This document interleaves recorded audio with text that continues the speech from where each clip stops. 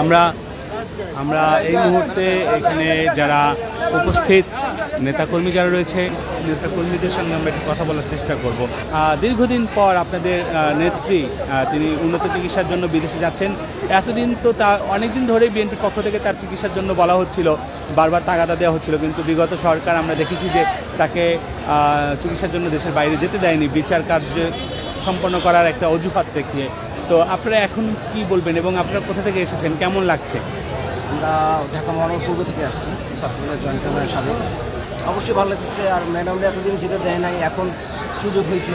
সেক্ষেত্রে ম্যাডাম একদম প্রসেসিংয়ে ছিল, ওনার যে শারীরিক অবস্থা ছিল এই অবস্থায় এতদিন যাওয়ার জন্য উনি হয় নাই। এখন উপযুক্ত মনে করছে ওনার চিকিৎসাটি, এই জন্য বিদেশ যাচ্ছে। আশা করি ফিরমানিল্লাহ উনি সুস্থ ফিরে আসবে আমাদের মাঝে। আপনারা একটু বলবেন যে এতদিন তার নামে যে বিভিন্ন বিচারিক যে ট্রায়াল যেটা চলেছে, এটি আপনারা কিভাবে দেখেন? এই বিচার কার্যক্রম কিভাবে দেখেন আপনারা? এটা তো সম্পূর্ণই তাকে অপরাজনীতি মিথ্যা মামলায় তাকে করছে, এটা প্রমাণ হয়ে গেছে। আমাদের রায় দিছে এই দেশ হাইকোর্ট থেকে। তারপর আইনজীবীরা ভালো বলতে পারবে, আমরা তো এই মিথ্যা মামলা এগেস্টে ছিলাম, তারপর তো মামলা উঠে গেছে। আশা করি এই নিয়ে আর কোনো সমস্যা থাকবে না। আমি কিছুদিন আগেও বলেছি, আল্লাহর মায় দুনিয়ার ভাই, যে খুনিয়াচিনা ষড়যন্ত্র করে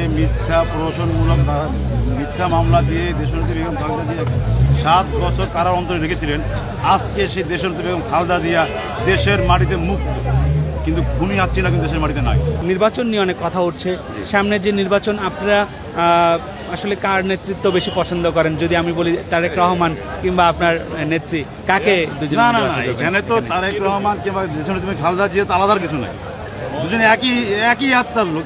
এখানে তো আলাদা কিছু নাই, দল দুজনকেই যে যখন আমার নেত্রী যখন যাকে দায়িত্ব তার নেতৃত্ব আমি নেব। এখানে তো আলাদা কিছু নাই। খালেদা জিয়া আমরা চাই দ্রুত সুস্থ হয়ে দেশের জনগণের হাল ধরুক। আর তারেক রহমান দেশের আমাদের তারুণ্যের প্রতীক, সে বাংলাদেশ জনগণের অহংকার। ইনশাল্লাহ সেও আগামীতে দেশের হাল ধরবেন ইনশাল্লাহ। মানে আপনাদের নেত্রী যদি সুযোগ থাকে সুস্থ হয়ে ফিরে এসে আপনাদের হাত ধরবে, সেটাই আপনাদের বেশি প্রত্যাশা? আমরা সবাই সেই প্রত্যাশাই করি ইনশাল্লাহ। যাকে আল্লাহ সম্মান দেয় তাকে কেউ ঠেকায় রাখতে পারে না। আল্লাহই তাকে সম্মান দিছে।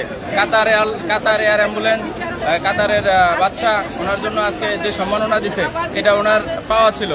অবশ্যই একটা আনন্দের বিষয়। আজকে এই 17 বছরের আকাঙ্ক্ষা, ওনার সুচিকিৎসার জন্য উনি বিদেশে যাবেন, এটা এই ফ্যাসিস্ট হাসিনা সরকার এই 17 বছর দেয়নি।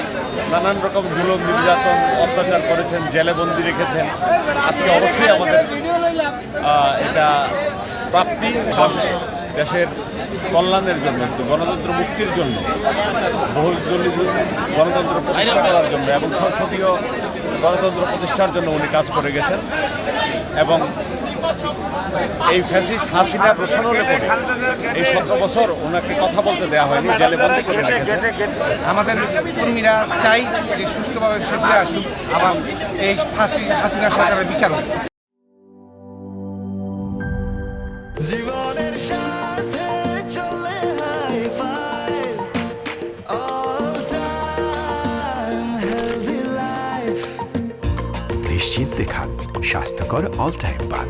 All time healthy life.